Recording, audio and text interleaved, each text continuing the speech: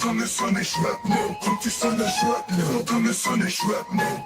Double frozen fuel. Welcome to Sunday Shrapnel. Welcome to Sunday Shrapnel. Welcome to Sunday Shrapnel.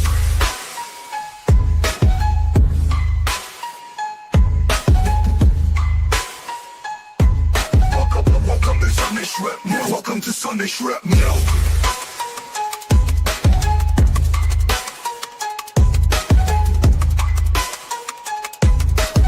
Welcome to Sunday Shrapnel.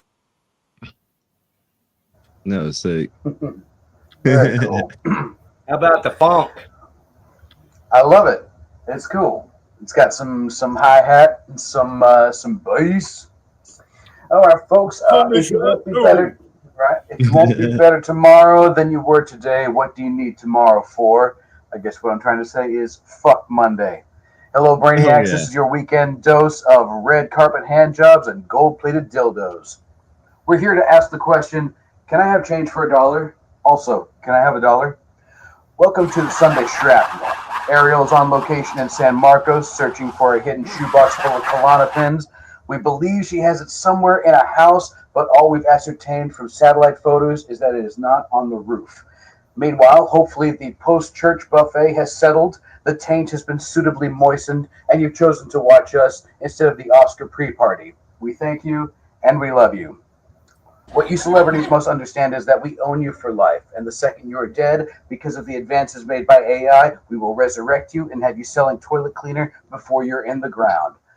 But I digress. The wisest thing to do if you're living in hell is to make yourself comfortable. And today we are joined in our Chips Ahoy stained underwear and tattered beanbag chairs by Robbie Tats, the brilliant mastermind behind Metal Infliction Radio Show. Thank you for joining us on this rather unusual Sunday. I just want you to know that I canceled a proctologist appointment to be here. Hi, Robbie. Thank you for inviting me. Oh, the pleasure is all ours, man. So, yes, I saw that y'all were, when the Metal Infliction was hyping up our good friends Awaiting Abigail. So I was like, Yes. You know what? I like their style. Let's bring them on the show. Awesome. So Yeah, thank you. they're Sorry we great weren't guys. able to do it. I love Yeah. their music and everything about those guys. And Yeah, they're good people. girls. They are good songs, good songwriters. Mm-hmm. Yeah. James is a good dude. And Yeah, he is. Abigail's she's a nice kid. Nice Mhm. kid. But here we're here to talk to you about you originally from Fort Worth, but you're currently in North Carolina. The other day we had Kelly from Mistress of Puppets on last week. She splits her time between Texas and North Carolina. North Carolina is a beautiful state. I remember it as just like cotton fields and these little pockets of really friendly people. Am I correct in that assumption? Yes, very much so. Which doesn't have much in common with Mistress of Puppets, who I saw melting faces last night at the Heavy Metal Hall of Fame in downtown Arlington, Texas, just making havoc and wreckage of downtown Arlington. Oh yeah. That's awesome. Also, I wanted to say, Robbie, congratulations. I understand in July of last year, you were kidnapped by aliens willingly to live with the aliens.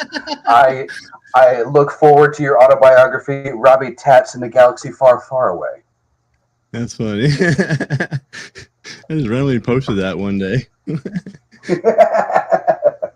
Well, I hope they treated you well as we're going to treat you here today. Thank you. So tell us about Metal Infliction. What was the brainchild behind this crazy organization? So Metal Infliction is, I've always had a mission to help bands that are unsigned and independent get heard and get their views that they need, because they don't get listened to as much as, the bigger mainstream bands and stuff. So I brought Metal Infliction on to try to help with that. And how long have you been doing this? I started doing it, I think Metal Infliction started last year around, September time. And I was doing it on an internet radio station, but now I'm going to start doing it on my own on Mixcloud. Oh, okay. Yeah, so I saw that you were talking about kind of like taking a break, so it was basically Yes. refurbishing Yeah, I needed a break. I was having a mental breakdown. I needed to get back on my feet and try to get everything back in place so I can get back on the air again. Anything you'd like to talk about? We're great listeners. No, I just had a lot of issues with just trying to get I was just having a lot of issues trying to get on the air all the time, and it's just something I don't like to talk about with that station. But I got you. yeah, I understand. just want to do this on my own now, just so I can try to help the bands get heard. Yeah, man, it's a tough business, especially when you're in it for the love. But you definitely have a home away from home here with Blow Your Brains Out. So I appreciate anytime you ever want to come back or poach some of our artists, we would love the poaching. I would love that. So I see, man, I saw this. You're going to see Hollywood Undead. I really want, I'm trying to. I'm going to try to. I'm going to see try to get those tickets secured soon. They're going to be at the Ritz in Raleigh, I believe, in May. That is insane. Haven't heard from them in forever. I guess they're still at it. Yeah, they got re-signed. They got signed to what is it? Sumerian? I think that's who they got signed to recently. And they dropped a whole new single, I think, earlier this year. Okay. So did they take a break? It seemed like they dropped that one album and then it just seems like they did because I haven't heard from them, and so I haven't heard any music from them in a long time. I remember I used to work for a venue here in Fayetteville back in like 2008, and I believe they came on their first tour to the venue, and they sold out the venue. Well, it's a very intriguing, style that they have, and their songs are quite catchy, so makes sense. Very different, yeah. Especially the "Everywhere I Go" song. Right. Yes. But yeah, and there's another band I want to see this year too. Is Ice Nine Kills? They're supposedly coming through. Ooh, is it going to be a big show? Yes, that's going to be the same place that Hollywood Undead's going to. It's and they're coming with, what is it band called? Set It Off. Okay. They're a rock band, but I love them. Is this like a mid-sized venue? I think it's a venue that actually is like a chain venue, but I don't know. It's kind of like, I heard it's pretty big. I haven't been there before. Okay. It's out in Raleigh. Yeah.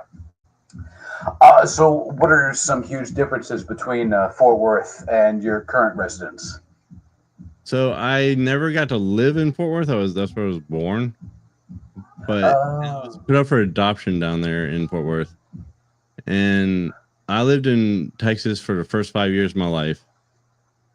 And then moved to North Carolina in 1988.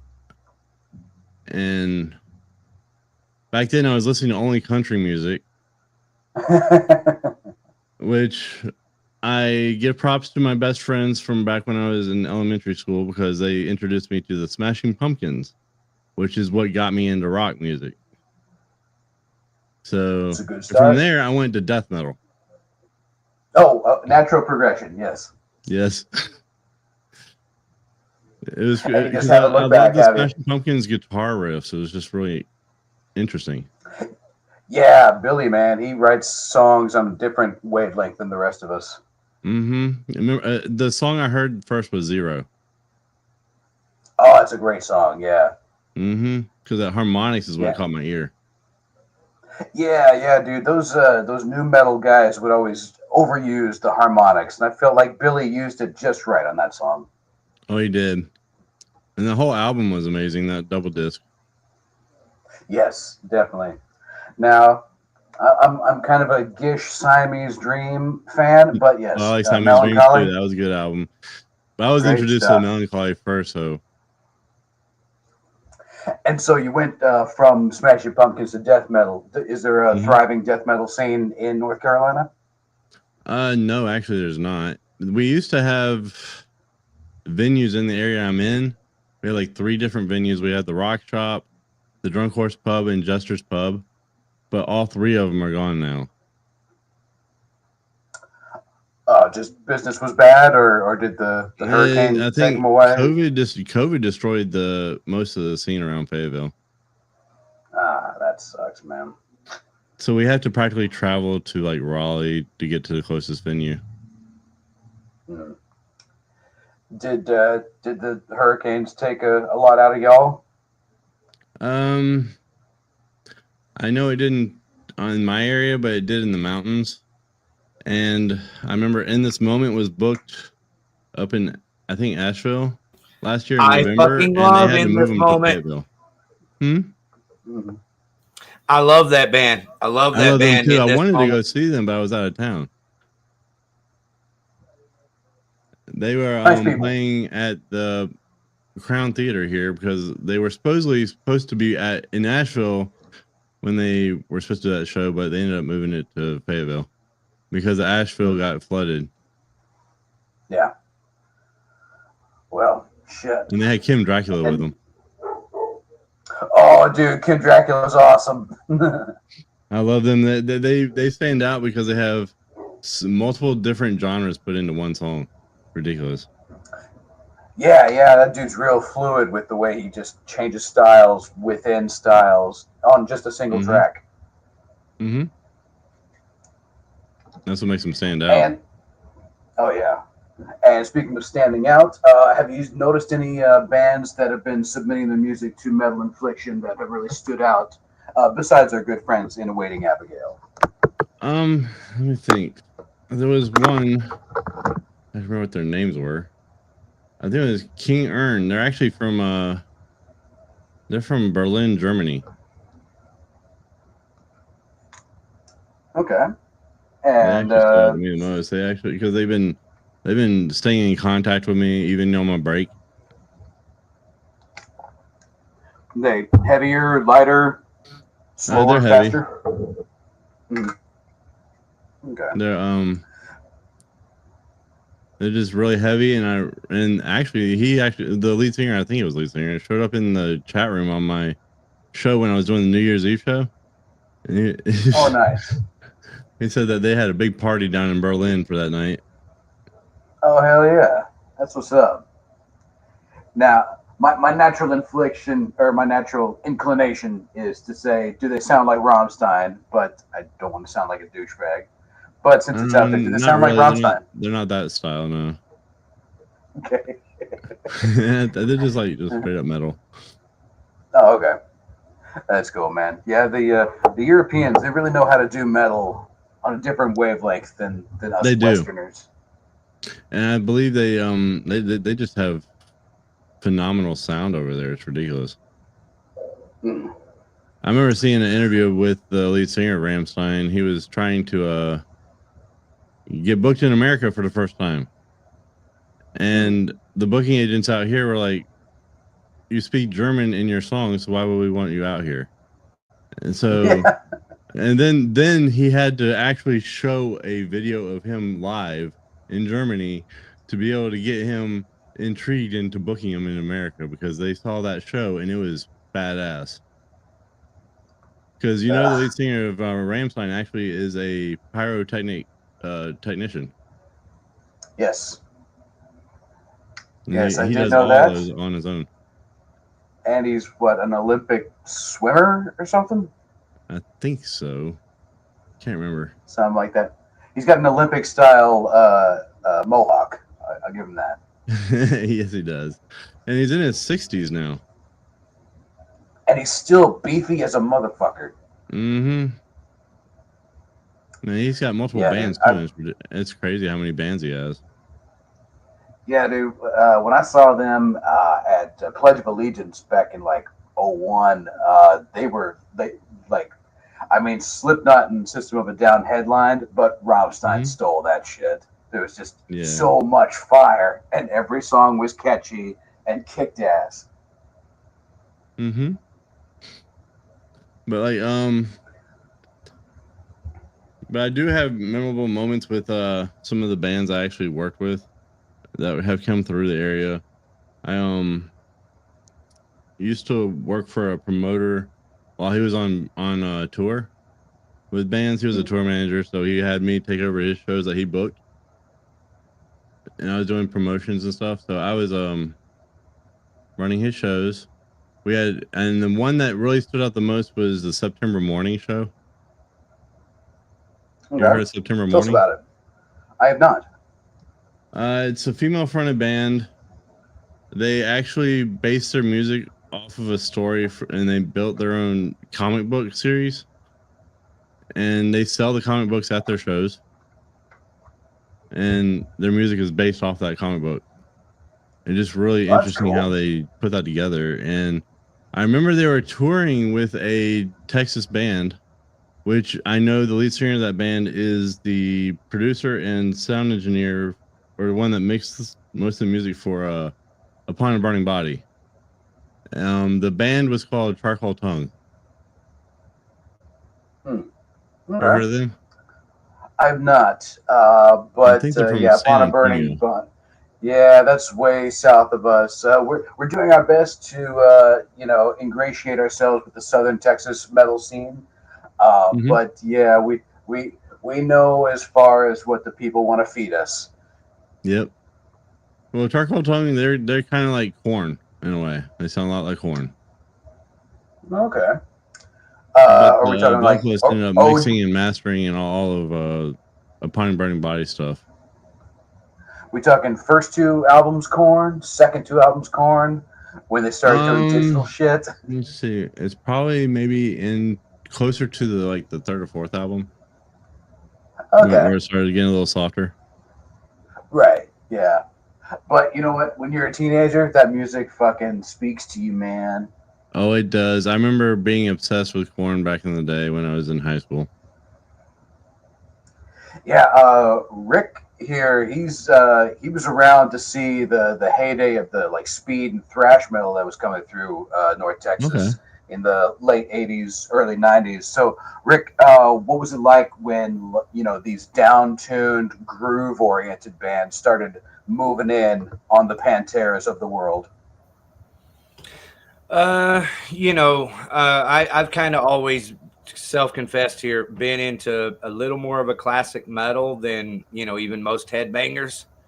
So, I don't know. I really didn't notice it too much, I know, I saw Korn and I saw what they were doing, and, I didn't hate on it, but I don't think I bought the record and put it in my record player.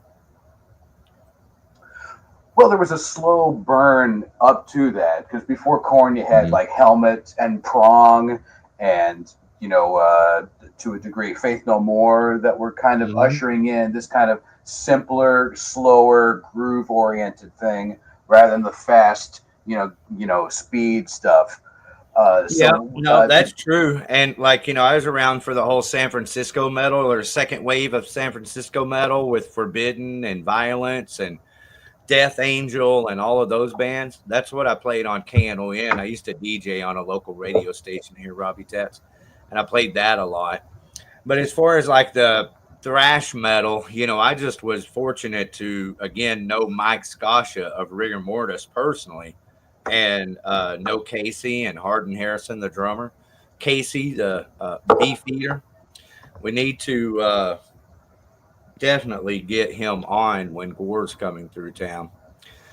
But yeah, I think by the time even grunge hit, when the 90s got here, I was still discovering some odd classic metal bands and just heavy metal bands here and there. So not really the more popular bands, but again, I'm familiar with Prong. I interviewed Wrathchild America, which was Prong, which is they were Wrathchild America before they changed their name. So I used to have a magazine called The Skull Press, Robbie, a little printed magazine. And so kind of our last hurrah, I knew it was going to be the last one I was going to do, was Billy Sims, one of my friends that helped me with the magazine. He wanted to interview Wrathchild America.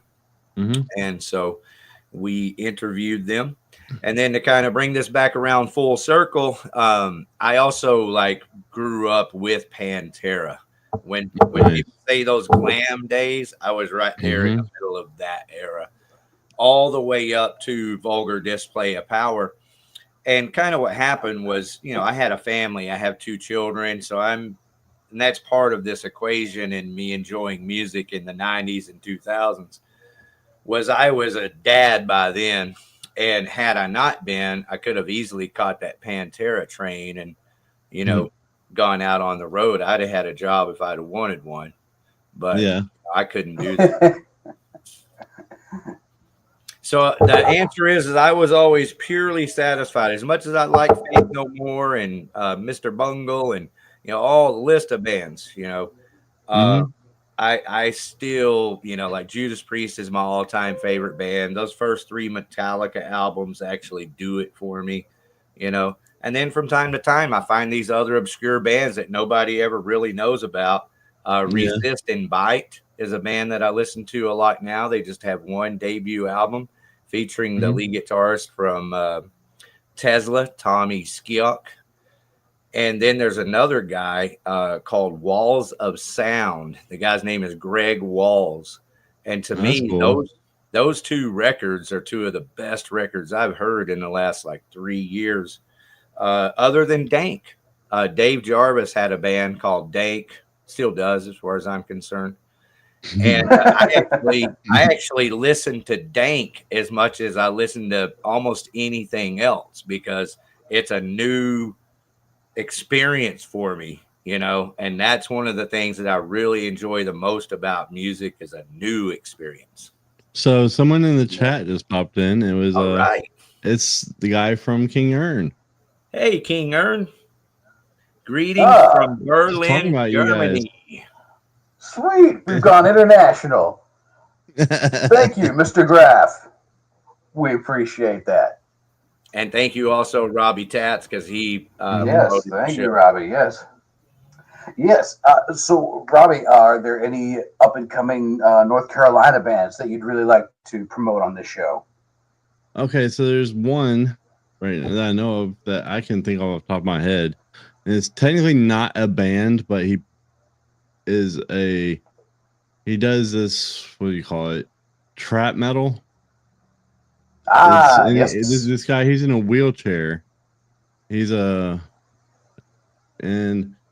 his name is Lo, L-O, but his real name is Logan Abdu, and he just recently got what was it, showcased on Orion Reacts recently. Have you heard of that YouTube channel?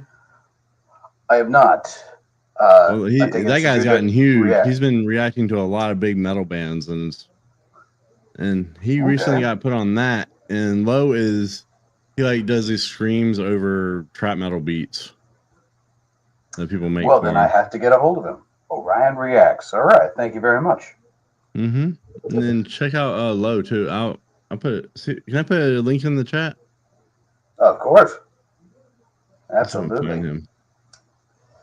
And since we're all here just sharing, may I suggest, if you are able to, check out Scriptorium magazine. They're based out of South Texas. I think it's Katy. And this dude showcases all bands from South and Central Texas, mostly black and death metal bands. But we've had a huge number of amazing guests because of him. Alex from Scriptorium. So he actually does physical media. So he actually will send actual magazines, and he's got great koozies, great swag, and he's got a line on a bunch of amazing artists. In fact, it was through him that we were able to get a hold of Narcotic Wasteland with the former guitarist of Nile, and that was a fantastic interview right there. I know somebody that used to be in Narcotic Wasteland. He actually lives right around the corner from me. No shit. That's awesome. Literally, he lives like a street over. That's cool. Small fucking world, man. his band. He has a band of his own that he's going to be releasing a new album on April 18th. His band is called Fractured Fairy Tales. I And like they've been that. around since That's a like cool name. 2007. Nice. Okay. But he went on tour with he did, I don't know what he did in Narcotic Wasteland, but he was part of the band for a while, and then toured with them for about 2 years. Yeah, those guys got a hectic touring schedule, so yeah, you got to be all in on that one. Yep. So, when you're not inflicting the world with metal, what do you like to do in your off time? I like to play video games. Okay. What do you like? Video what are you games playing and right now? just spend time with people that I care about. Beautiful. Because a man who does not spend time with his family can never call himself a man. Mm-hmm. Yeah, that's Fractured Fairy Tales right there. That's a Ludacris. Ooh, I like it. Like That's some he's got old his school new mid-90s. he's got a single out for his new album. It's called, what is it called? That's the new album cover right there. I like it. It's got that old Century Media kind of feel to it. Mm-hmm. Let's see, what's it? What's it called? It's called Spirit Splitter is the new song that he has out. So, do you do Metal Infliction with other people? You ever bring on a co-host or occasionally have I've a been guest? wanting to do that actually. That was my plan to do when I started back up, was to have guest co-hosts and stuff.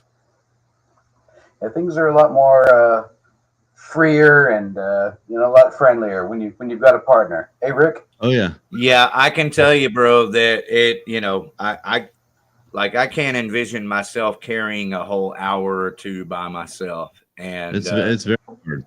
Yeah, I never have. I've always been a fan of like morning radio, and I like the idea of there being three people.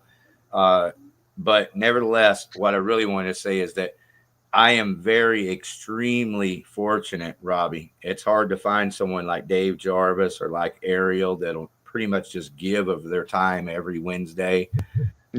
Invest into it. That's pretty much impossible. So I'm really one of the luckiest people in this StreamYard world, as far as I'm concerned.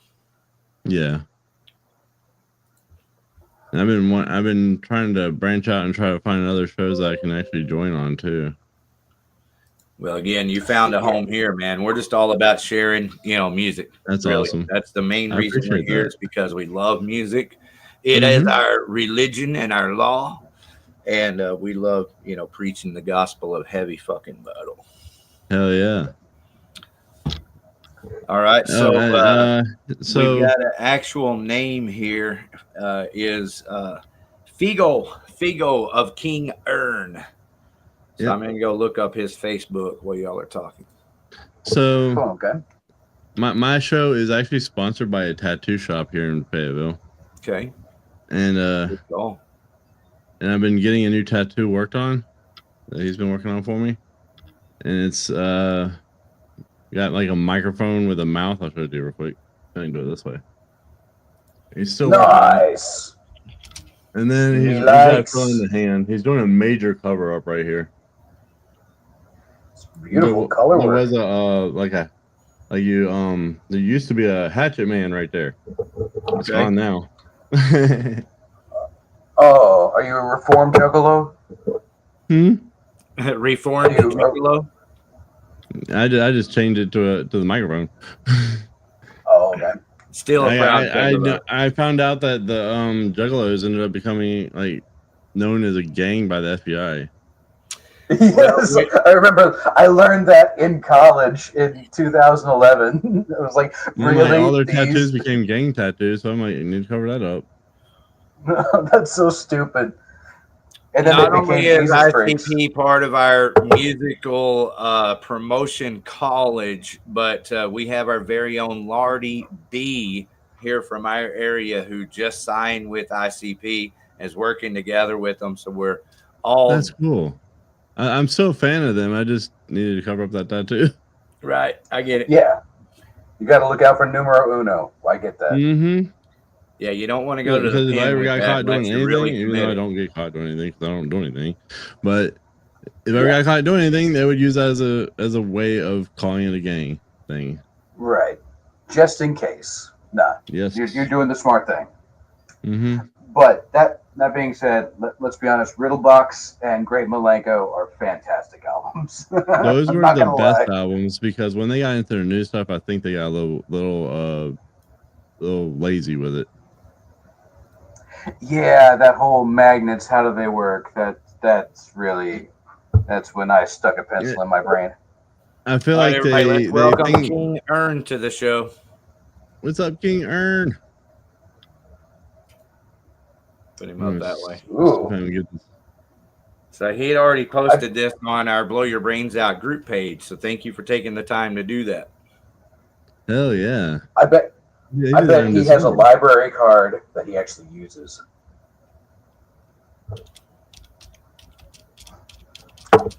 I like him. I like the cut of his jib. It's clickable. Is it clickable? Is it clickable? The link I just put in the chat, I don't know if it's clickable or not. Oh, linkable. There it is right there. King Earn. Yeah, when I'm live on the show like this, I always like to leave a comment. So, fuck yeah, King Earn. And then I'll link our show here. This is live, interactive, 2025 television programming right here. I hope everybody's enjoying us from the comfort of your living room on your television. That's right. Mm-hmm. So, Robbie, you and I are about the same age. I'm wondering, was there a point when you realized there was no heavier music and the wave kind of crested and you started listening to something else? Yeah, actually, yes. It got to the point where it seemed like everything just got heavy and then went the opposite direction. Like even the bands that were heavy were going the opposite direction. And it's because they're growing up and starting to go with the times, I guess. Yeah, it felt like metal kind of reached its crest as far as like heaviness, along with like mainstream popularity, probably around like 08, 09. And it seemed like as soon as iPhone started taking over, you started to hear more and more of like a congealed consensus of metal bands where everybody started to look alike and dress alike and sound alike.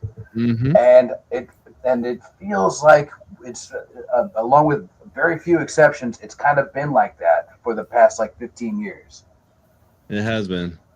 And I believe like deathcore is probably what's keeping everybody interested in metal right now. Deathcore, and because the younger generation don't really respect I don't think they respect the death metal as much as the deathcore and metalcore. It's just hard to beat that live. I think our generation is more into that. I think it's just hard to beat that shit live. Live, that shit just beats you up, man. It's pounding, low vibes, some screams. I mean, it's hard to beat that shit live. And black metal, they get boring live sometimes. Because they'll just stand there while playing. Yeah, because it's hard to play black metal without standing still. Yeah, I feel like there's kind of there's kind of a, I wouldn't say stigma, but there's like a preconceived notion about with death metal, you have this idea of like Corpse Grinder and, 6 Feet Under and all that stuff. But then when you think deathcore, you think Suicide Silence, and that singer was like cool and young and, moving around. Whereas, death metal, it was kind of, just heavier speed metal. So I think that's why the kids kind of gravitate more towards a deathcore style. And I get that. That makes sense. And plus you get more of the melodies in deathcore, I think, too, or more of the rhythm. Yes. Because I think death metal, it just goes straight through in heaviness. It takes a And good listener to. I love death metal, but I like the deathcore. Something about a perfectly placed 808 drop will just kick you right in the balls. Oh, especially with victims. Oh my gosh! Like they throw 808s out there like nobody's business. Oh, Napalm Death. The guy from King Aaron said like Napalm Death. Yeah, I remember seeing them live actually. Yeah, I think probably the biggest venue I ever saw a death metal band, some Morbid Angel, when they opened for Pantera back in 2001 and 2000 actually. And okay, so the first time I saw them, it was in an enclosed area, Cotton Bowl, and it was closed in. And so with the sound basically just arching over us and then coming back to us, death metal sounded great. But then when they played the next year at the Starplex, where it's like open air and it just goes out, it didn't quite have the punch. Yeah, that's true. Remember? Did you hear about the Pantera show that had over 1 million people there? I think it was the biggest show they ever did. It was a festival of some sort. Yeah, the Moscow Rock Festival. That was in Russia too. Yeah, it was like 1991. It's like them, Black Crowes, AC/DC, Metallica. It was the first time that America brought metal to the Eastern Front, and they loved it. I love the story of like Pantera. They finished their set with Domination, and if you haven't seen the video of Pantera playing Domination in Russia, it's one of the greatest videos you'll ever see. But it ends Dimebag. That's Daryl Abbott in his element right there. He's laying it all out there, just destroying that guitar, and then it goes into the it's fucking amazing. They finished off the set. Pantera says, thank you, people, and they walk off. And apparently, Dime passed by Kirk Hammett and said, "Good luck following that." Oh my god, that's funny. I don't know if that's true, but it's part of the legend. And when the legend becomes fact, print the legend. Especially when Dime is the legend.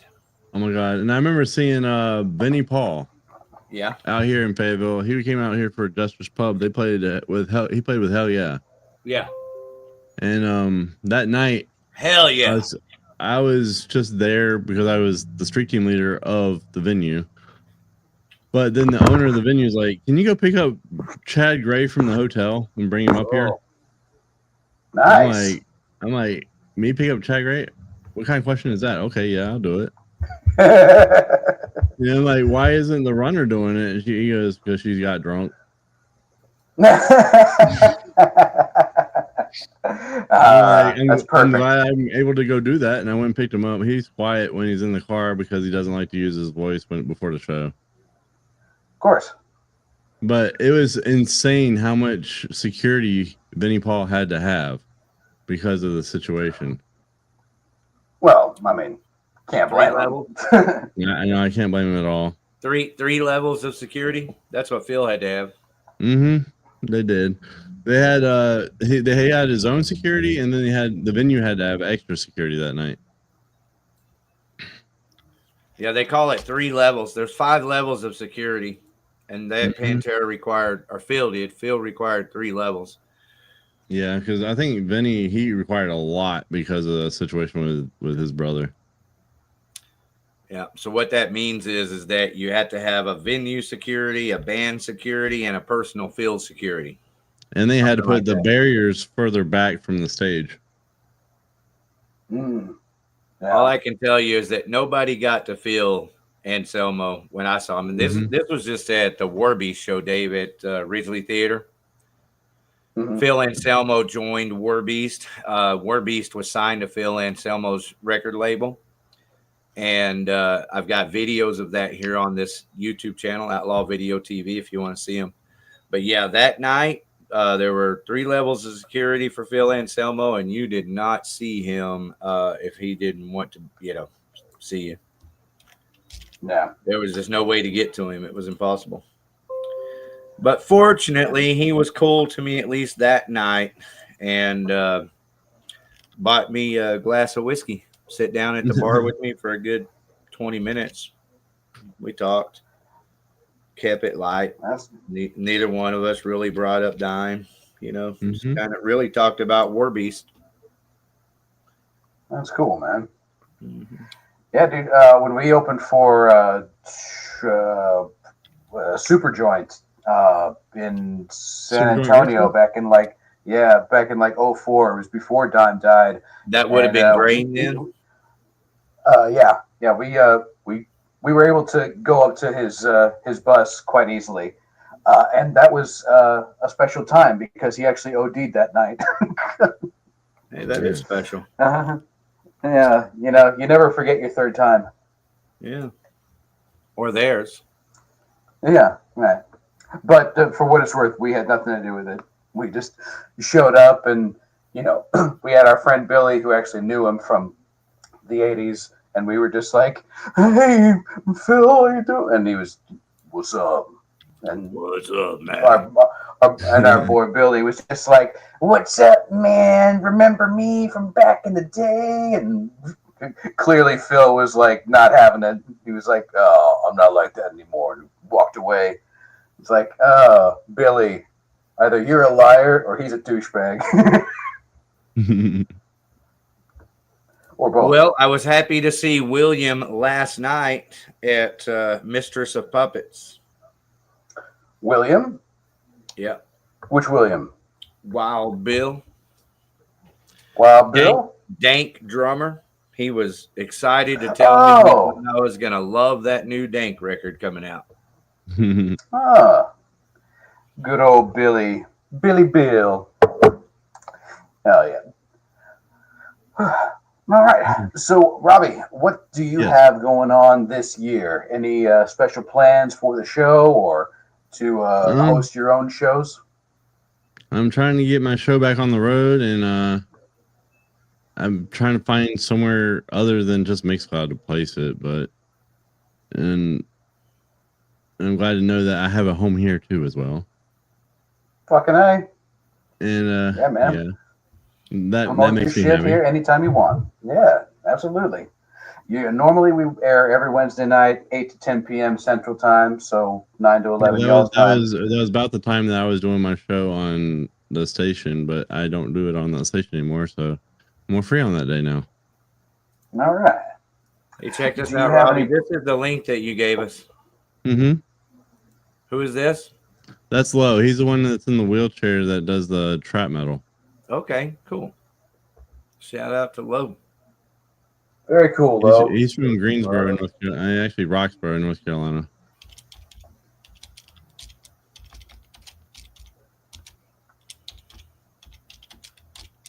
Robbie, do you have any prospects for co-hosts or engineers? I'm currently looking for those, but I do have one that actually lives in Texas. That is wanting me to do a collab show with him. He has a show on Mixcloud too. His name is Sinister. What is it? Reverend Sinister Drake. And he has, what is it? He used to do a metal show after my show, but now we're trying to do a collab metal show coming up soon. But other than that, I want to find co-hosts for my show myself. Well, it sounds like you're on the right track. I mean, because it is very hard to do it by yourself. Right. And, the people have an incentive, like musicians have an incentive to want to, find a format, that they can make their own or call their home, make their home, where they can promote their music and the music that they love, Mm-hmm. I will just say that me and Rick, we work well together, but I must say, having a female perspective in the show has definitely made our show much, much better than I would think it would actually than, would help to have that female side because it would give more perspective on other sides of things. yeah. But you gotta have one that can roll with the punches, man. Yeah, very important. She's not uptight. I mean, yeah. If Ariel was getting upset at the stupid shit that us boys say, she wouldn't have lasted long. But no, she challenges us in our ongoings, so it's really cool. That's good because that's what they do. They challenge us. Nobody makes Jello shots like Ariel. Mm-hmm.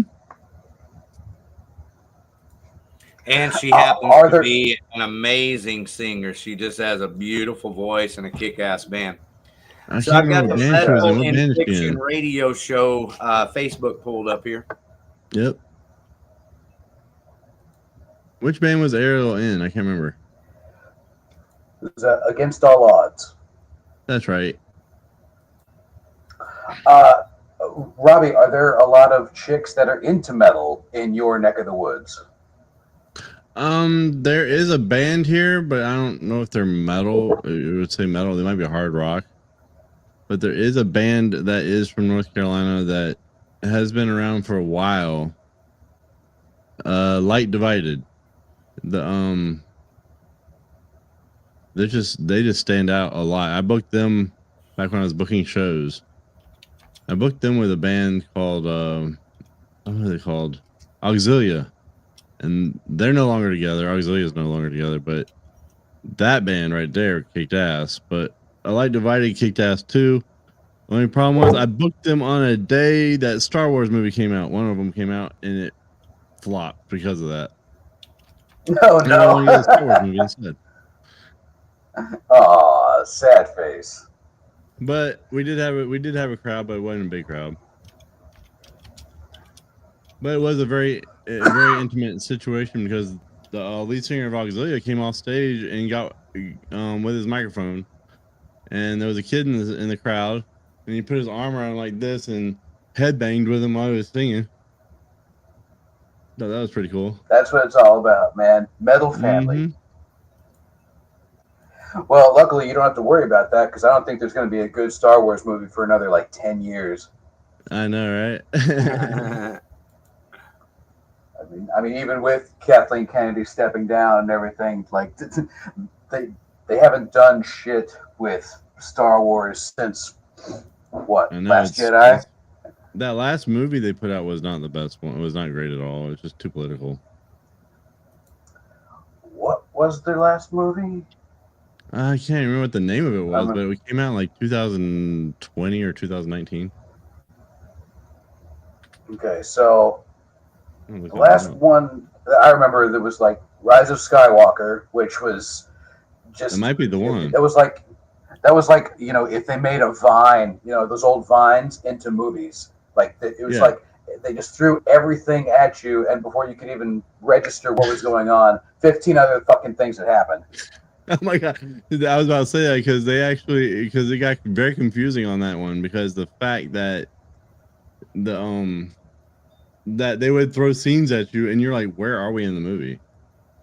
Right. Like, exactly. You got to the point where you get confused. They killed Chewbacca. They bring him back. You know, the Emperor had died in the Death Star, and somehow he's alive again.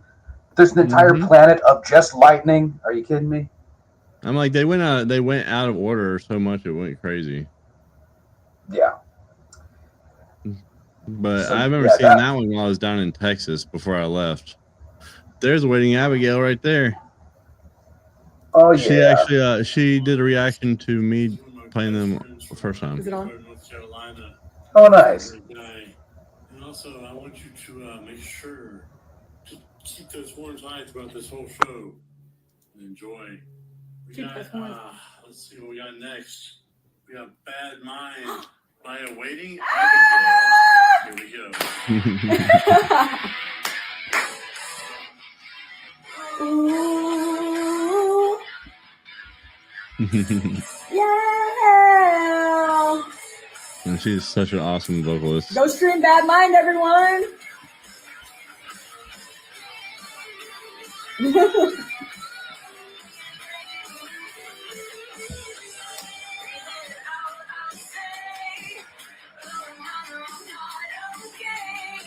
Metal Infliction Radio, y'all.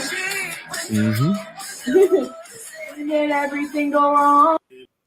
All right, there you go. That's the best little promotion we could get for you right there. Hard to beat that. No. Check the comments. Yeah, it looks like King Ern's guy ended up having to leave. Very good to see you, King Ern. We'll see you around. He is already aware of the Blow Your Brains Out Facebook page and has experienced love over there, or the group page, I meant. Yeah, he saw that I posted about the show coming up today, and that's why he was in there. Well, I promote everything on that group page every Wednesday on Blow Your Brains Out. Okay. And there's also a band that I want to shout out from Washington State. Cool. Ready. They're called, what are they called? Void. Hold on. All right. I want to make sure I get it right. Avoid Dead. Avoid Dead. Yes. Gotcha. I've been in contact with their bassist for the last several months, and his name is Troy. He's been building their studio for them. Troy. You don't hear that name very often anymore. I know.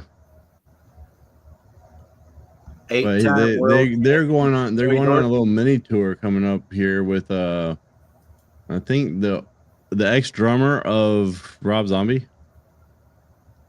Oh, okay.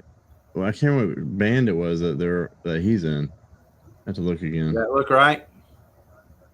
That's cool. Yeah, that's it. With the Evil Dead lettering. That's cool. That's it. Yep.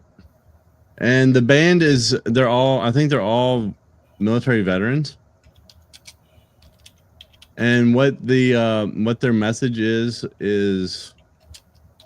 they have a song called Zombie or something like that, and the message about it is the fact that when you are in the military, you get that PTSD, you end up with a zombie feel. So they have this song about how you feel after you've been in the military and stuff. It's like a sickness of some sort. You know, PTSD is like a sickness. PTSD, yeah. Okay. That's cool. I love that. So they made a song to kind of like collab with that. I support mushroom psychedelic rehabilitation. That's King Ern. Berlin. Just creeping their page here. Yep. The sexy creep? It's actually a group page. Like I couldn't find their band page. So some of these bands just have a group page. Oh, that's a fan page. Yeah. Let me send you their page. Here you go. Let me try this. No, that's going to be back to the group page. I'll send you a link for it. All right. So today being Sunday. Yeah, today being I think the link I just sent in. What's that, Dave? I was going to say, today being Oscar Day, has anybody seen any movie that is up for any award today? I can say I have not. Hey, Ludachrist. See you in the chat. Pretty cool, huh? Fairy tales in the chat, Dave Jarvis. Very cool. Hell yeah. Thank you for bringing your friends by today, Robbie Tats. Yes, sure, thank you so much. Absolutely. But yeah.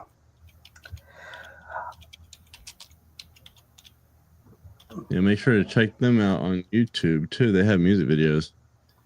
Okay. I'm gonna go over here to their Facebook page again at least one more time. Then I'll go to if any of our any of our new friends would ever like to come on the show, we don't just do Texas bands. We've done people as far away as Washington State or the Philippines or England, New York. Worldwide.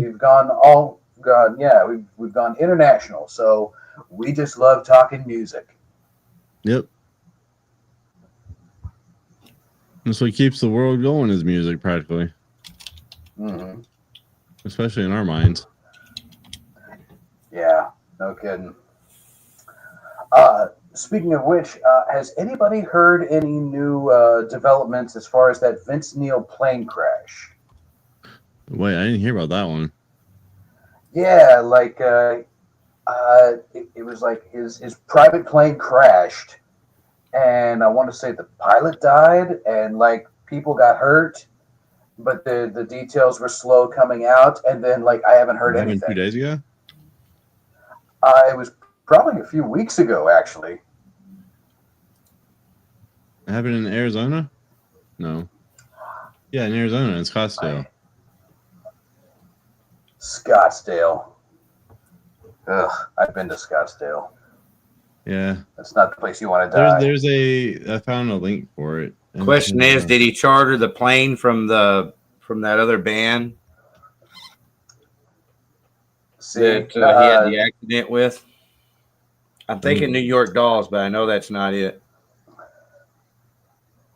Oh yeah, that's who died too. David Johansen. Very sad. No, I'm thinking. Who's the guy that died in the car with Vince Neil? Was a drummer. Oh, Rat? Yeah, what band he's a drummer for? Hanoi Rocks? Yeah, thank you. That's it. So maybe Vince Neil chartered the plane from Hanoi Rocks. Oh, you bad. You bad for that. It says Neil wasn't on the plane when it happened. Oh, okay. Good. No good. kidding. All right, so we're on the Fractured Fairy Tales YouTube channel here. Mm-hmm. While there, I'm going to go ahead and hit subscribe and subscribe to all. And I'll make sure I go back over there and listen to some of this. Spirit Splitter right there. Mm-hmm. That's right. Everybody needs to like and subscribe with everything that we bring up, most especially Robbie and Metal Infliction, because we are here to support everybody. You know, certain radio stations will only play their friends or only play favorites. We don't want to be like those people. Not hear just a clip of it. Yeah, let's do it.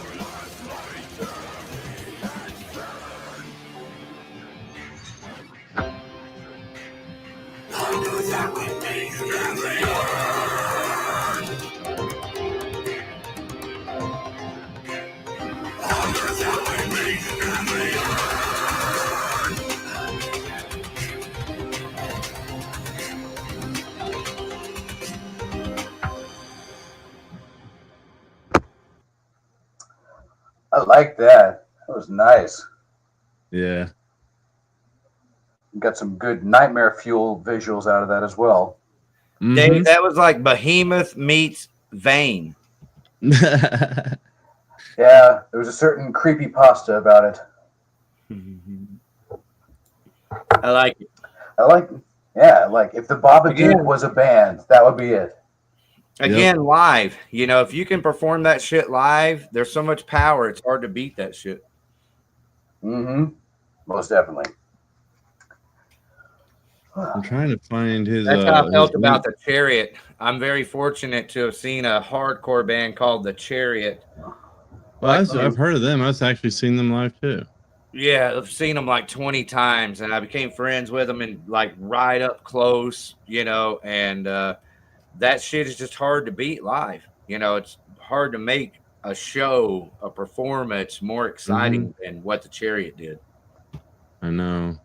Do you remember Gore back in the day with the original Gore? Oh, yeah. Yeah. Those shows were amazing. We have an interview with Odorous here on our YouTube channel from 15 years. Oh, that's sick. We also have an interview with Behemoth. We interviewed Behemoth. We interviewed Suicide Silence on the Mayhem tours. Was it the original singer? Oh, yeah. For Suicide Silence? No, it was the drummer. Is that badass drummer's name? That would have been sick if you had Mitch on there. Oh my goodness!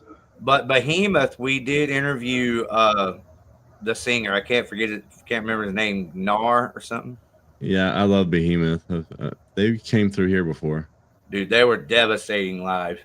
It was just sick. Yeah, were there any great bands that have come through recently that you got to check out, or at least had friends tell you was awesome? The last concert I've ever been to, I want to say, was in Florida because I used to live down there. And I believe that was the Traders show that I went to. Because that's their hometown, Traders. It was in Tampa, Florida. And it was at the Orpheum before they moved to the new location. And that show was sold out with 700 plus people. It was shoulder to shoulder people. It was crazy. Yeah, dude, Tampa creates some pretty badass fucking bands, I must say. I know. And I remember what was memorable about that show was the fact that there was a band that was playing with them called Prison. And they had the kids of the members of the band Prison, all their kids were crowd surfing across the crowd trying to get to their moms. That's adorable.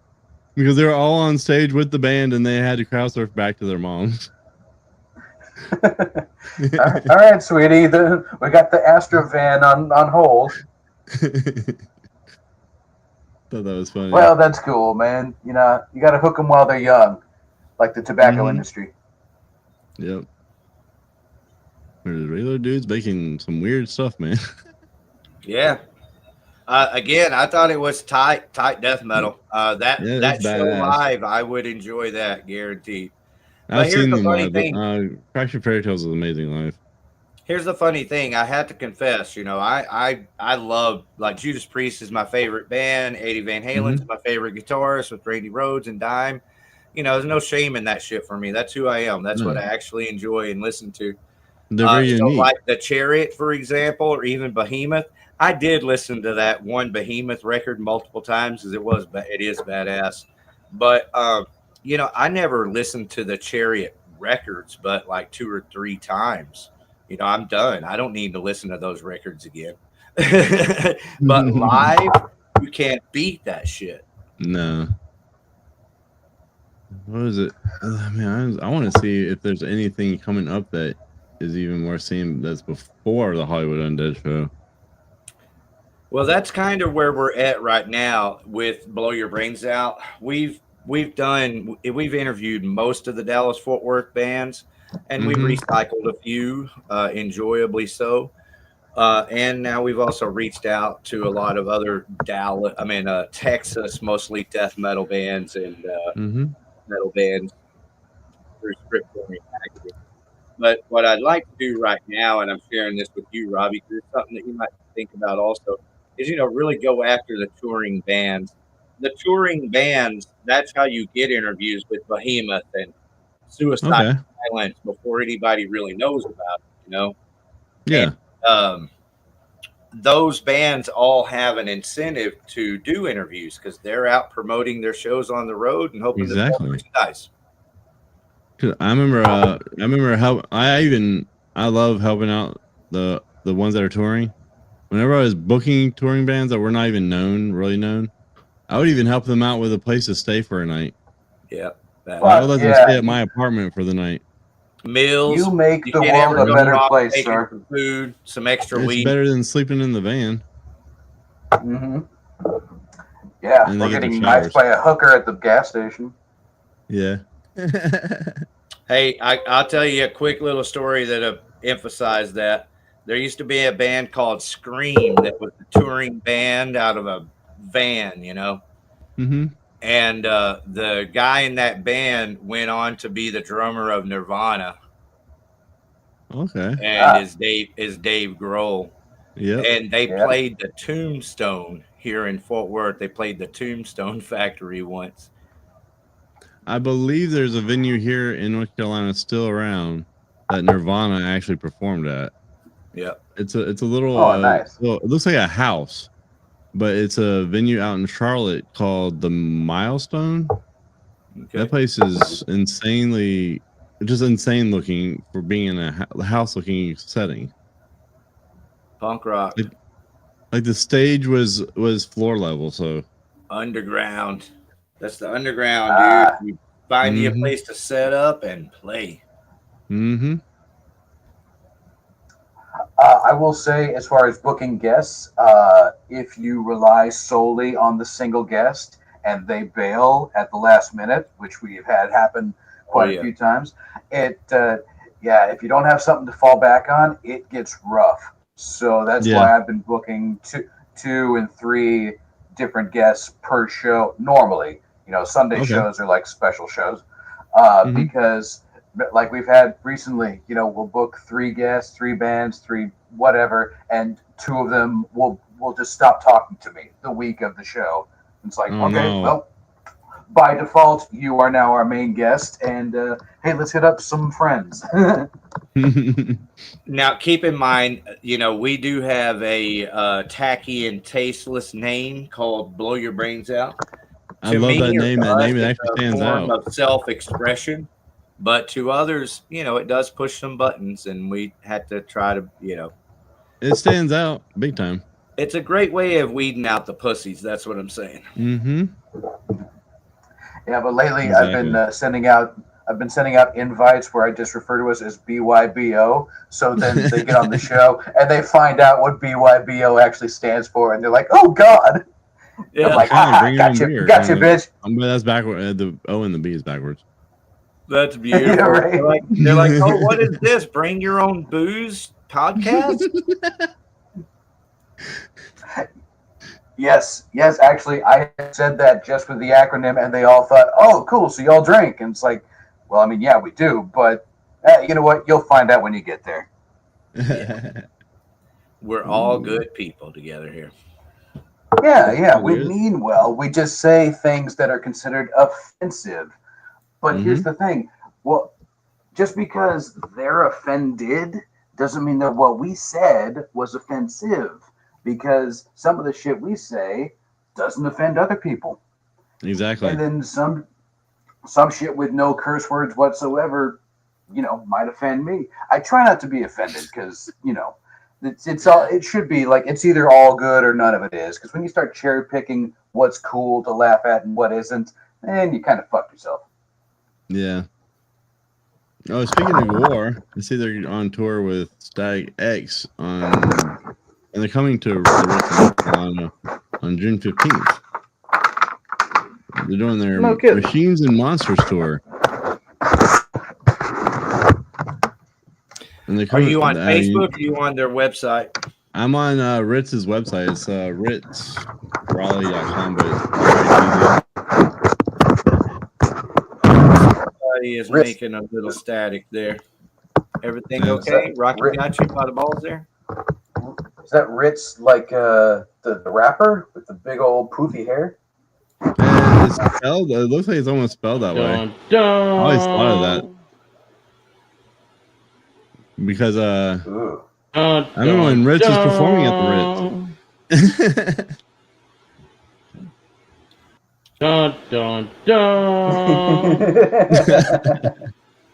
That's Casey Orr right there. Yeah, I'll send you a link to that website I told you about. He's like an old WWF wrestler.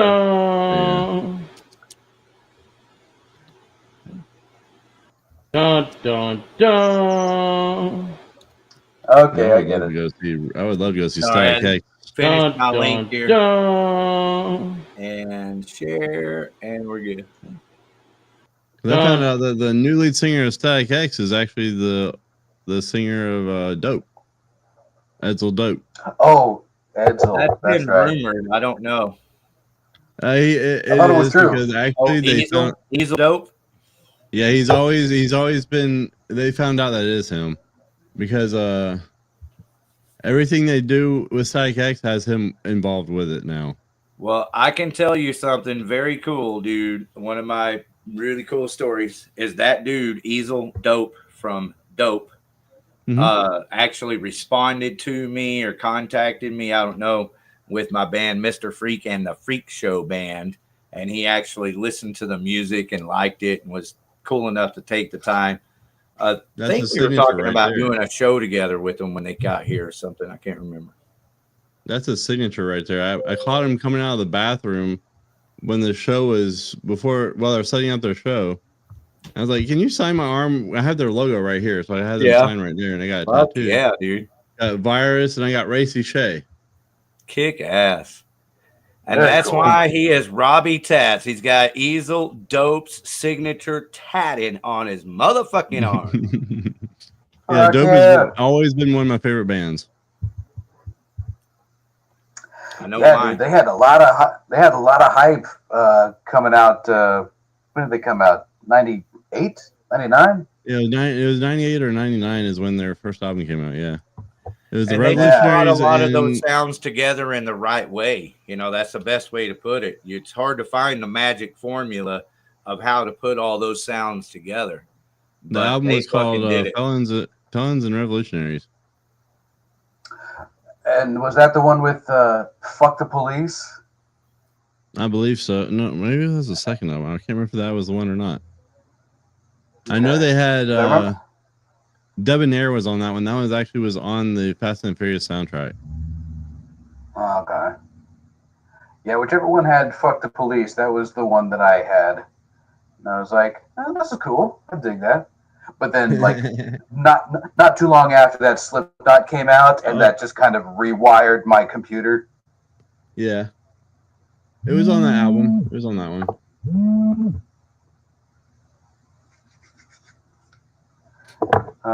The 90s. That was the good times. Mm-hmm.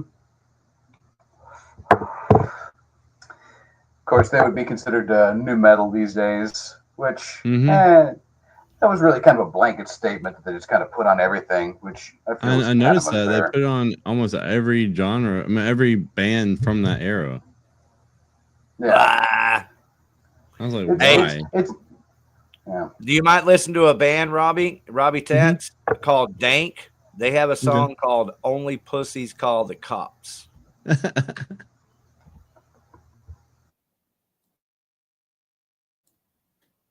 Dave Is it? Jarvis mic'd off on that one. Oh, I see that. I see it on YouTube. I'll Well, check that one out. Oh, I thought you were going to play the song. Oh, I can. Sure. Hang on. I got. Oh, no. It's fine. It's fine. I mean, unless, whatever. I'm here. I'm here for the duration. Well, I love the song. We were just talking about Fuck the Police. One of my favorite songs in that vein of songwriting would be Only Pussies Call the Cops. I gotcha. And That's a good name I'm for a a firm song. believer, bro, that the whole world would love the song. I don't think there's anybody, it's going to divide all the way 50-50, but 50% of the people like us are actually going to love that shit. Mm-hmm. Yeah, I did too.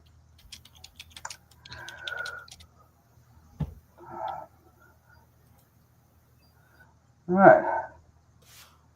So, what you got going on for the rest of the night? What's for dinner, Robbie? Pizza. All right. What kind of My pizza? lady over tonight. I'm gonna have some pizza. Yeah. Is this pineapple and Canadian bacon?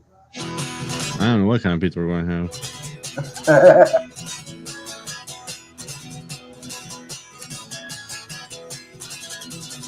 Only pussies call the cops.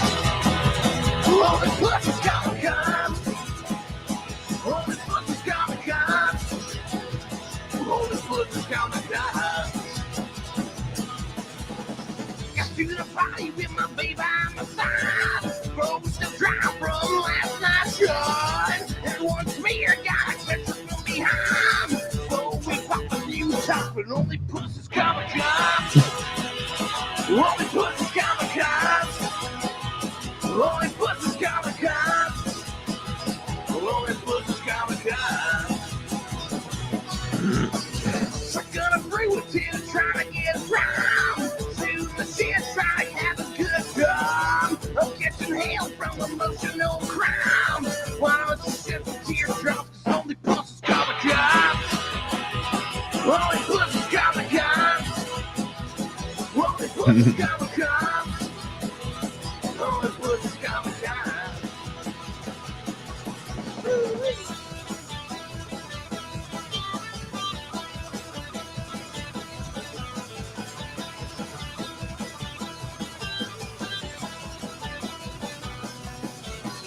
I'm talking shit because that's how I do. Just breaking bottles, ain't got time for food. It ain't my fault you're in such a bad mood. It's just louder than my talk, but only pussies call the cops.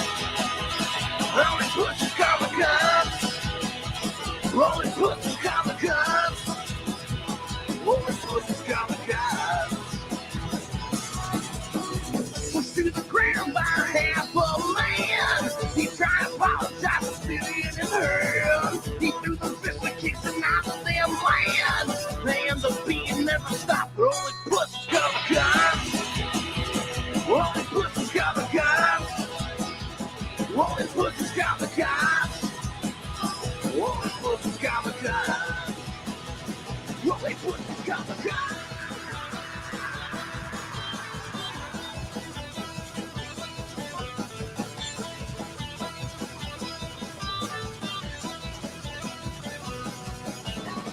Thrown out the door and told to go far. My lady hit him in his head with my guitar. Picked up the phone to call the police car. So we kicked rocks. Only pussies call the cops. Only pussies call the cops. Only pussies call the cops. Only pussies call the cops. This wouldn't happen if he just hit the ball. Be how good everybody getting along. Wanna tell y'all Simon writes your own song. And then suck my fucking cock, so the bitches call the cops. Only pussies call the cops. Only pussies call the cops. Only pussies call the cops. Only pussies call the cops.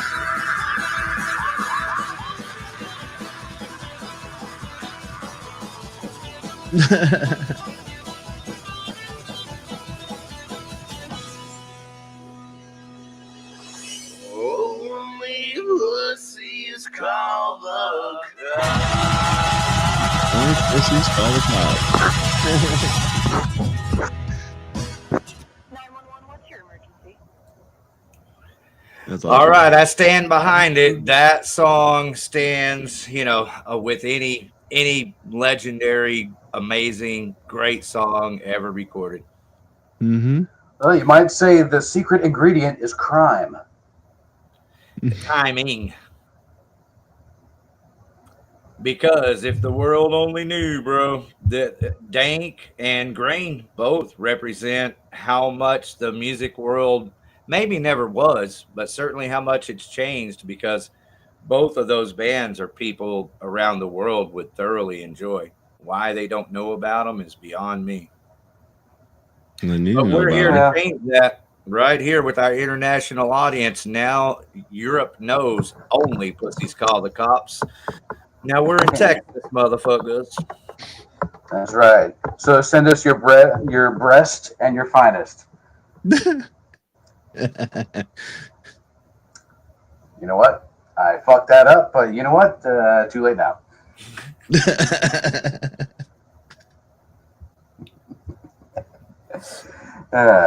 Yes. I'm a cook in the bedroom and I'm a whore in the kitchen.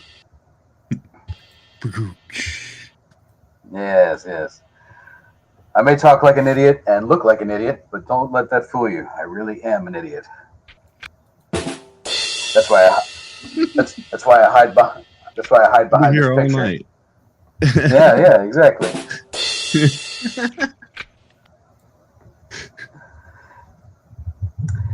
All right, Rick, what's for dinner tonight? I don't really know. I've got several things to do. So Man, I miss Okay. authentic food trucks down there in Texas. The Mexican food trucks. I miss them. Y'all don't have food trucks in the north of the We Carolina? do, but I believe the ones in Texas are a lot better. Oh, well, that's a given. But and that sucks. We do have food trucks here. I just feel like the street tacos are better down there. yeah, you guys don't have a bunch of little taco shops. Mm-mm. That's what we have. You can stop in any number of places and get you a little street taco for a couple of bucks, maybe $2.50 these days. I heard there was an earthquake down there a couple days ago. Wow. All the way Down from in Midland. My Yeah, mom that lived in Odessa said that's the she felt desert it. compared to us. Yeah, my mom in Odessa felt it. Wow. It was a 4.3. Holy shit. Well, I hope everybody's okay. Sure. It might have been illegals going back to Mexico. All right, enough of that. I was going to say, is there a delicacy in North Carolina? Like, what's the food that North Carolina is known for making really well? We do have a barbecue sauce here that is known. They have an Eastern and an Eastern and a Western style of barbecue sauce here. The Eastern one is more like a vinegar base, and then the Western one is more sweet. I like them both. Mm-hmm. Yeah, nothing I wrong like with a some good vinegar. And nothing wrong with a good sweet sauce on some barbacoa. Or ribs. I would assume the seafood is much better than our Gulf of America shrimp. Probably. Yeah, we do have some good seafood here. Yeah. What would you recommend for those that might be on tour heading towards North Carolina as we speak? For like restaurants or whatnot? Restaurants, and also what's a good what are some good places to go? Okay, let's see. Like the backroom slot machines. A backroom slot machine. I know where a lot of those are around here. They're around here. I can tell you where they're at, but I don't have time or money to play them. No, I don't either. Yeah, I see them everywhere. But I do recommend if you go get tattoos in my area, go to Chop Shop Tattoos. There you go. quick plug, quick shout out. Chop shop. Chop Shop Tattoos. The owner of the shop is working on this tattoo right here. So that's it, Dave. You might have to get out and find you a supporter of the program and get you a tattoo. You know, my body's a temple. So, I mean, if they want to tattoo the inside of my butthole, that's fine. Gee. Yeah. They might have this to. just They got might dark. have the Brazilian wax. Brazilian tattoo. That's right. I want my butthole to look like Dennis Rodman when it's all said and done. Hey, that's doable. Sit down right Just here. just a bunch of tats and a weird haircut. I'm as bad as I want to be. All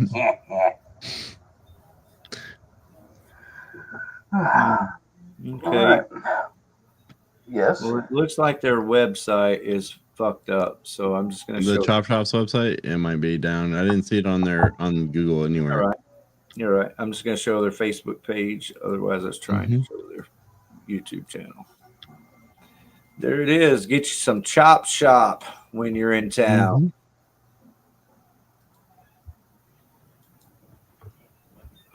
You know what? I actually need to check over here. Yeah, we're all good.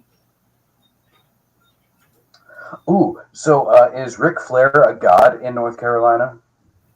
Ric Flair. The wrestler? That's him. I guess don't not. know. Wow. I don't watch much yeah. wrestling, so I don't know. Oh, okay. Yeah. I know I don't my remember. nephew down in Florida, he loves wrestling. He talks about it all the time. Yeah, I think he might have been from Raleigh.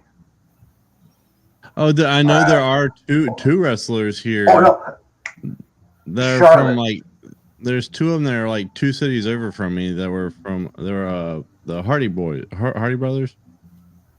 Oh yeah, Jeff and Matt. Yes, Mm-hmm. those guys were so cool back in the day. They then were in everybody started Fayetteville the dressing other like day at a restaurant, and they were sitting down eating with their family, and people could notice them, and they straight up said, "If you stay after we finish eating, we'll sign stuff." Oh, that's so as a cool. family right now. That's what they said. Man, I'm so glad Jeff got well. He definitely took enough times, but better late than never. Exactly. And I heard they're back you know what, actually in WWE. I don't know if that's true or not. Yeah, a lot of people are returning now that Vince is gone. I can't imagine why. Oh yeah, Michael Jordan is from North Carolina too, the basketball player.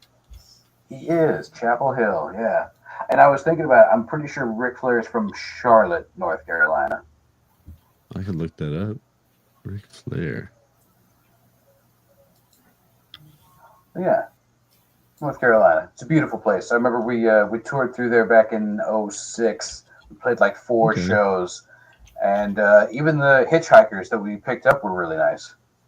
It might have been suicidal, but they didn't do it on our watch.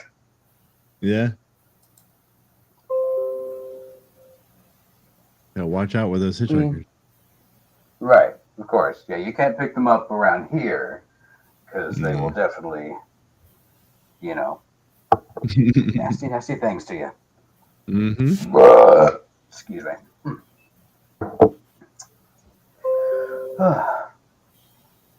Okay. Memphis, Tennessee. Sir? I was just reading his Wikipedia page. Says he's from Memphis, Tennessee. Yeah, that's what it said. Oh, okay. He was born there in February 20. Really, he was born in 1949. Yeah, sounds about right. Well, yeah, he's one of the old wrestlers. Oh yeah, dude. He's like a walking. It's crazy just seeing him operate. Mm-hmm. Yeah. Yeah, but you see his old interviews, and he was just one of the best talkers ever. He That's cool. personified that rock star, limousines and Learjets. He'd wake up and be like, "What happened to my $5,000 Rolex?" And the prostitute that he's next to is like, "You don't remember? You were like, I can buy half a dozen of these things, and you threw it into the river." It's like, oh, you motherfucker. I remember I heard stories about the last night's wrestling match. Oh my god, that was insane. I heard something, but I hadn't. I went back and looked it up on YouTube. It was insane. What happened? John Cena turned heel. He actually he helped The Rock. He turned on what's his name, Cody Rhodes, and no kidding. The Rock told him. The Rock went like do this. He went like that while John Cena was hugging Cody Rhodes, and then all of a sudden, boom! John Cena beat up Cody Rhodes. Oh no! He beat him up with a Rolex of all things. I guess we know what's going to happen in whenever, March or April, the WrestleMania. Like, it was all over Facebook, and my nephew's like, "Don't even tell me about it. I haven't seen it yet because I won't be able to see it till Monday." Like, sorry for the spoiler. Yeah, no kidding. Don't worry, they'll recap it all week. Mm-hmm. He's like, I need to stay off of social media because of that. Yeah, no shit, yeah. See, I thought you meant there was something at a convention center in Fort Worth, I think, like two parents at a kids game started like fighting each other, and for some reason it was reported as an active shooter just because a bunch of people ran. So that was okay. But hey, Dave, I want to make sure we bring Amanda Decker in as she participates in the program. She says Michael Jordan is from North Carolina. North Carolina is a college basketball state. It is. Yeah. Big Hi, time. Amanda. Hey, Mandy. Thanks for being here. Yeah. I'll be seeing her in a little bit. I'm curious. Do y'all have nice beaches? Yes, as long as you go to the right beach. I like going to the one near Wilmington. It's I like going to Wrightsville, I think.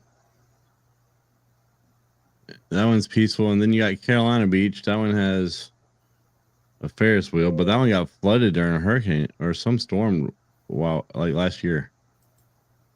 The whole area got flooded, and the house started like it fell into the ocean. Jesus. Mm-hmm. Is everybody okay? I think so, but I know a lot of places had to get rebuilt. Yeah, I heard the Amish came in and started helping out. That's so cool.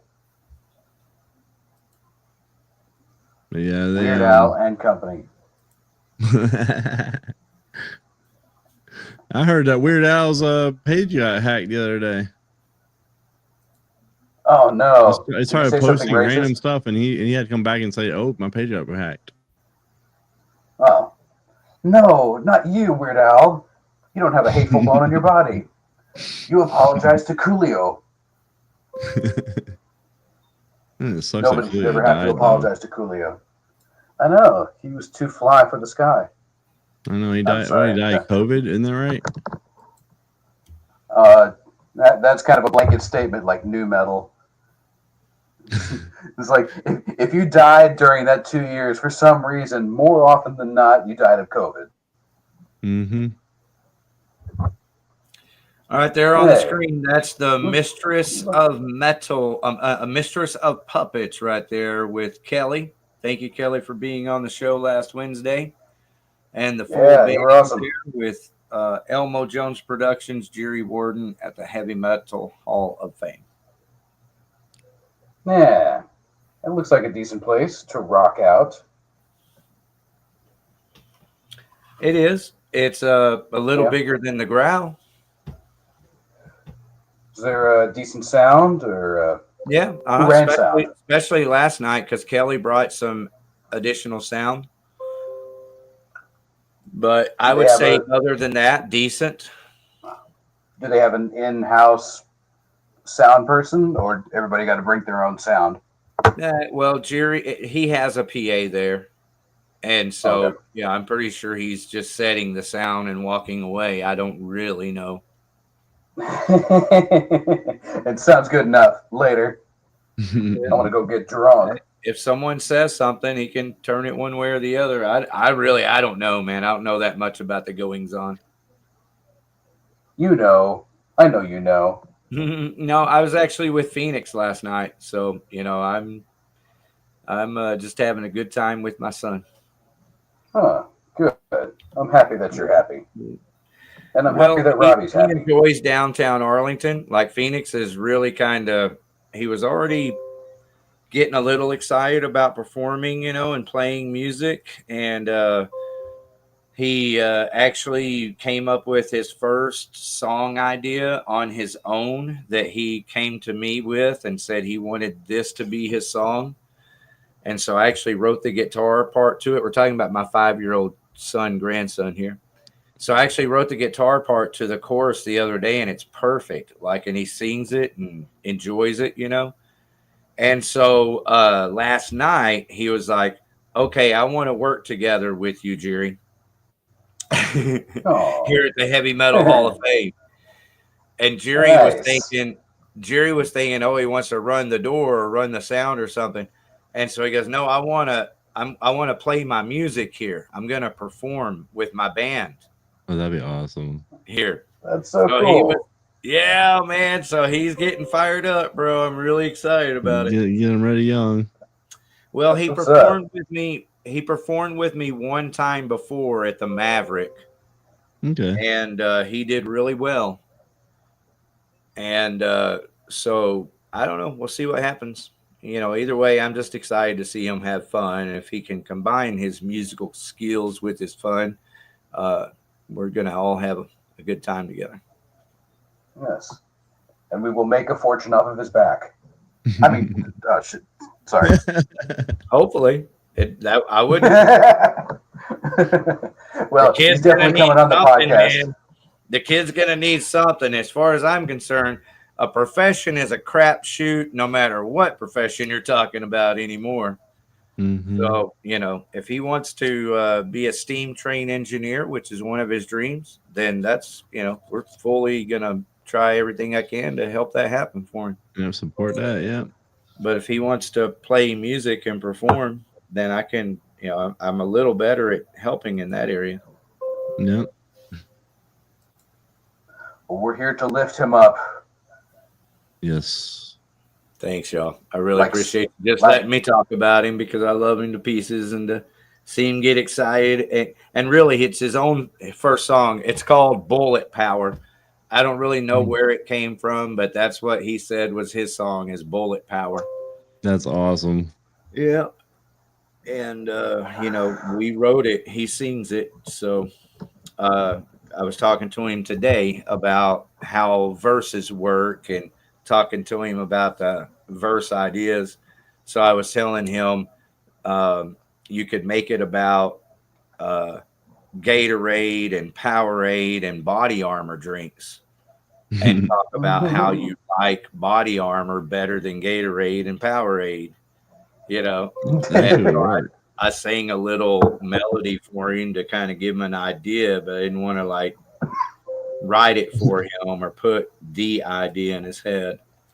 Yeah. So that's kind of where we're at, man. And to me, that's like super exciting stuff, you know. Yes. Yeah, man. Especially when you got someone in your family that wants to do that kind of stuff, especially somebody younger, that's way young. Yeah, he's a really cool kid. Mm-hmm. I had to buy him a new scooter. He's 5 years old, and I had to buy him a new scooter because he's doing too much for the small kid scooters. So I had to buy him like a big kid scooter. And sure, it's got bigger wheels on it, gives you more control. And I took him to the skateboard park yesterday, big skateboard park, and he was just tearing it up, going all over the place on these big hills, and it was awesome. That's cool. Fuck yeah. He'll be rocking Vans and torn jeans in no time. Mm-hmm. Yeah, he talks more than I do. And he will definitely be on the 5-year-olds do, though? podcast. They talk a Yeah, lot. yeah. No, that's what I'm saying. He's got a YouTube channel that has more subscribers than my YouTube channels. Oh, wow.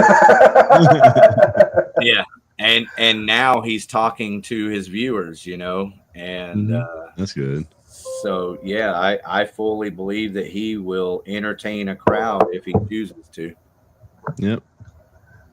Yeah, he can start his own cult. That too. We here at Blow Your Brains Out encourage you to start your cults at your own discretion. I'm sorry, go ahead.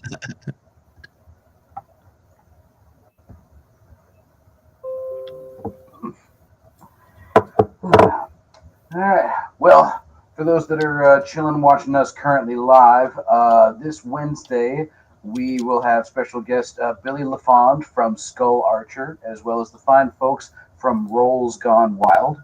So, yeah, it doesn't have to always be music. Sometimes it can be food trucks. And we got a hold That's of awesome. one. Elote. I'll be tuning into that one. I love food.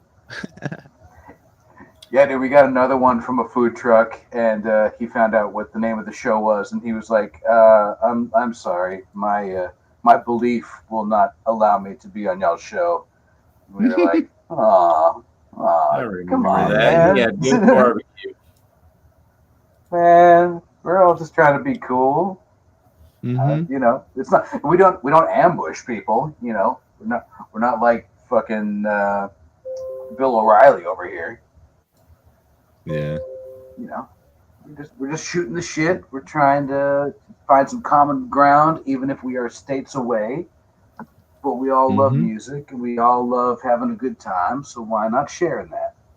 And an appetite for destruction. Exactly. But I understand it's an offensive name, so whatever. I first heard it, I was like, "What?" Well, what I like about it is that, to me, it's totally turning what could potentially be a negative into a positive, because we've all been directly affected. David Jarvis has. My son's grandson, my son's dad, the reason he's not with us is because he went live on Facebook telling all the dealers' names and their phone numbers and their addresses, the heroin dealers, and the Arlington Police Department people's names that were supposed to be working on it and weren't, and he jumped off of a bridge. Okay, so we're all personally affected by it. So it's obviously not about that, Yeah. It's trying to take what is a real, true, something that affects all of us, potential negative, and turning it into a positive. And I think we do a kick-ass job of that for anyone who sees life that way. They just gotta look past the name and then watch the podcast. Yeah, like you do most of your favorite rock and roll songs. Mm-hmm. Yeah. Yeah. There's so many songs out there that are if your music does misconstrued. not annoy your grandparents, it's probably not going to be all that popular. It won't be that good at all. We're not trying to tell you to harm yourself. If anything, we're just trying to say expose your brain to the rest of us so that we can get a good feel for you, and you'll see our brains.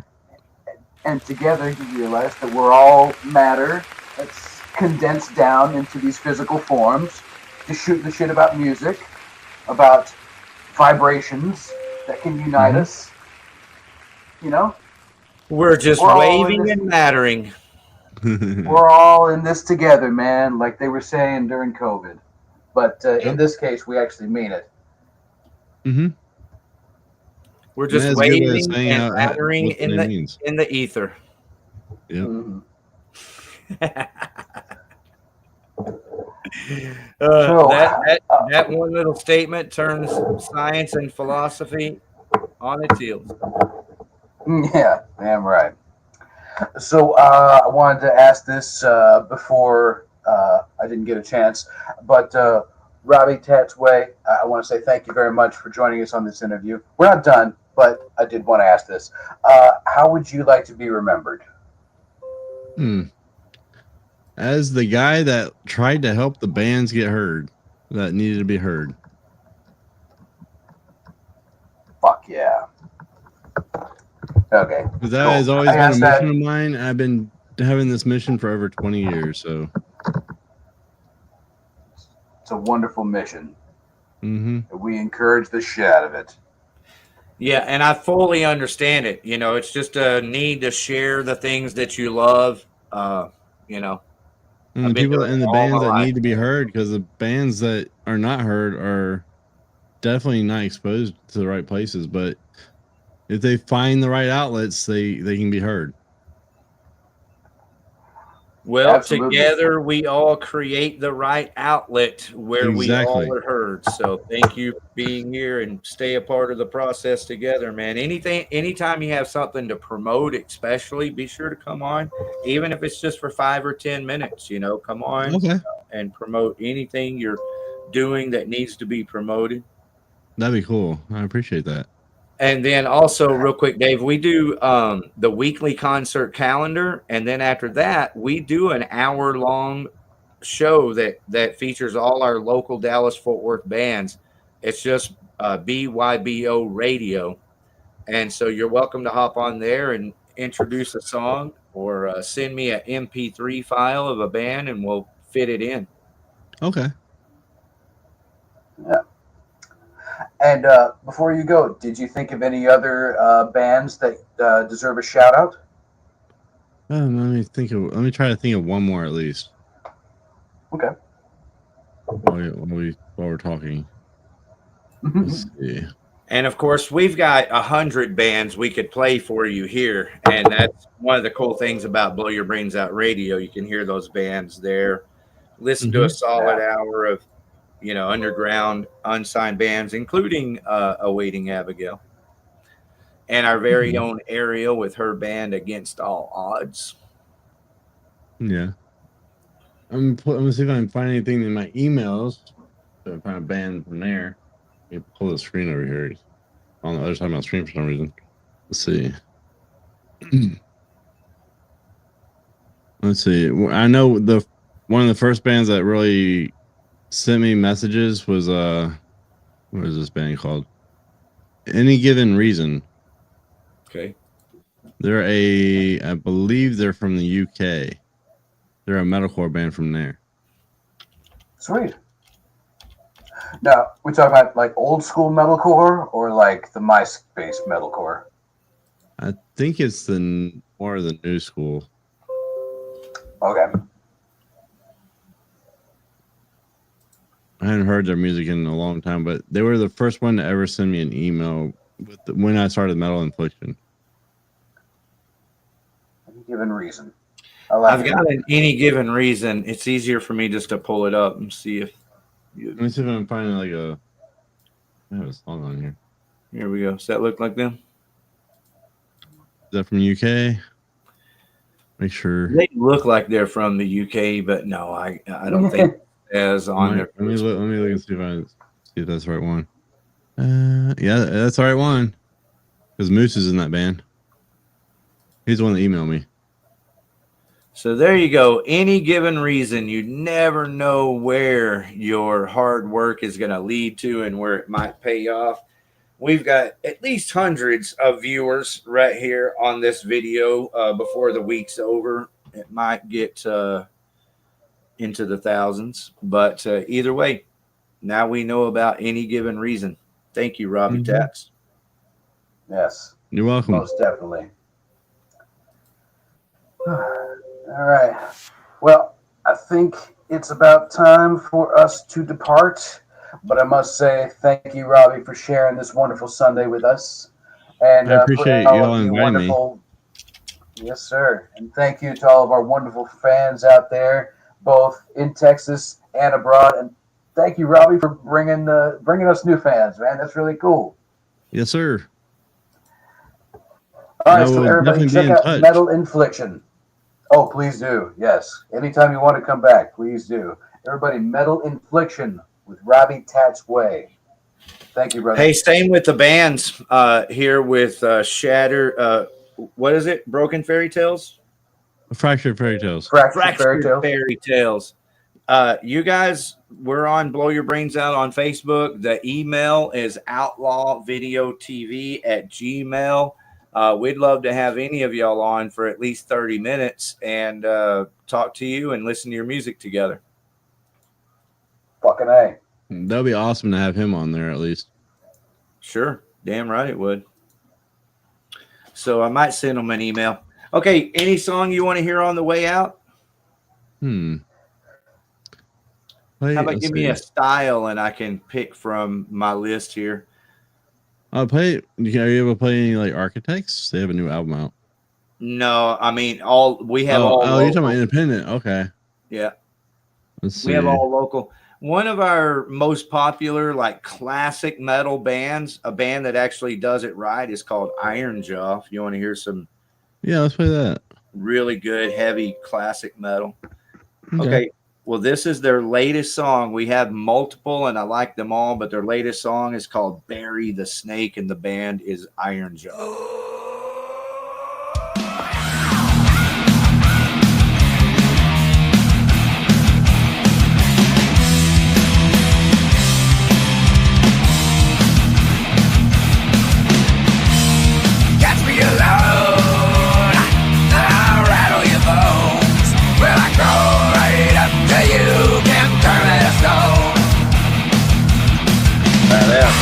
There's no turning back. I'm halfway there. Winding and spying, jumping my tongue in the air. Oh yeah.